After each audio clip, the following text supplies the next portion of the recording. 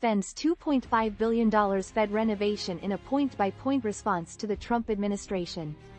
Federal Reserve Chair Jerome Powell has responded to accusations from the Office of Management and Budget Director, Russell Vought, regarding the $2.5 billion renovation of the Fed's Washington, D.C. headquarters. Vought accused Powell of mismanagement and potential legal violations, citing a lack of compliance with government oversight regulations. He claimed the renovation was an ostentatious overhaul. Powell's response firmly refutes these claims. He emphasizes that the project has undergone rigorous oversight from the Fed's board and internal watchdog.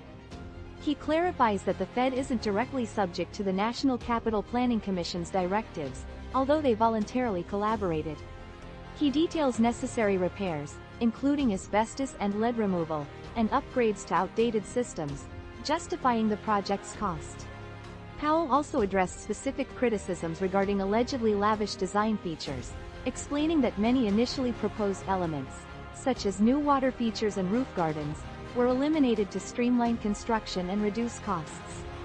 He acknowledged cost increases since initial estimates, attributing them to factors like rising material and labor costs, and schedule changes.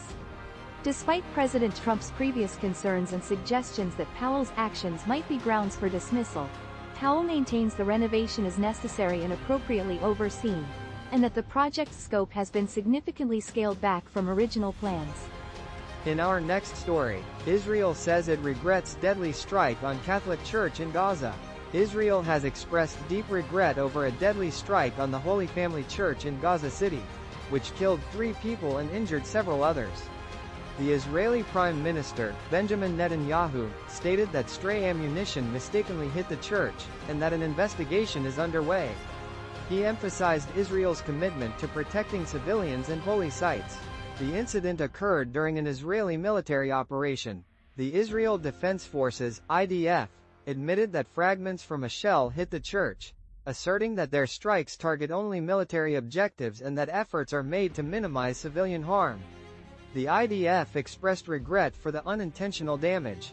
The attack has drawn international condemnation. Pope Leo XIV expressed deep sadness and renewed his call for a ceasefire in Gaza. The White House reported that President Trump did not have a positive reaction to the incident and discussed the matter with Prime Minister Netanyahu. The Latin Patriarchate of Jerusalem highlighted the church's role as a sanctuary for civilians seeking refuge from the ongoing conflict, emphasizing the need for a complete end to the hostilities. The Patriarchate also confirmed that the parish priest was among the injured. In our next story, Damian Lillard reaches deal to return to Trailblazers. 9-time NBA All-Star Damian Lillard is returning to the Portland Trail Blazers, signing a 3-year, $42 million contract. The deal includes a player option for the 2027-28 season and a no-trade clause, making him one of only 2 NBA players with such a clause. This reunion comes after a brief stint with the Milwaukee Bucks, where he was waived earlier this month. Lillard's decision to return to Portland was driven by a desire to be closer to his family and to rehabilitate from an Achilles injury suffered in April. Despite receiving multiple offers from other contending teams, the lure of returning to the franchise where he spent 11 seasons and achieved legendary status proved too strong. The Blazers, in turn, were equally committed to bringing Lillard back. Multiple meetings took place between Lillard, general manager Joe Cronin, and head coach Chauncey Billups to solidify the deal and chart a course forward. His return significantly bolsters the team's roster, adding to their already impressive core acquired through shrewd trades. With Lillard back in the fold, the Trail Blazers aim to build upon their strong defensive performance from the latter half of last season, setting their sights on a return to playoff contention. His return marks not only a homecoming for one of the franchise's greatest players but also a significant boost to their chances for success in the upcoming season. In our next story, the Open 2025 leaderboard, Matt Fitzpatrick tied on top with Scottie Scheffler, Rory McIlroy, Jon Rahm and Hunt. The 2025 Open Championship's first round at Royal Portrush presented a stern test, with unpredictable weather conditions challenging the 156-player field. Despite the tough course, 31 players finished under par, but a tight leaderboard emerged, with 5 players sharing the lead at 4 under par after shooting 67s. Among the leaders are Matt Fitzpatrick, enjoying his best Open performance, and Harris English. Among those chasing the leaders are 3 pre-tournament favorites: Scottie Scheffler at 3 under, and Rory McIlroy and Jon Rahm both at 1 under. Scheffler, despite some wayward drives, showcased impressive approach shots and improved putting, crucial for success on links courses. Rahm maintained consistency, while McIlroy's round was a roller coaster, fluctuating between birdies and bogeys amidst the pressure of playing at home. Despite missing numerous fairways, McIlroy's resilient performance kept him within striking distance. Despite the challenges, McIlroy, Rahm, and Scheffler avoided a disastrous start.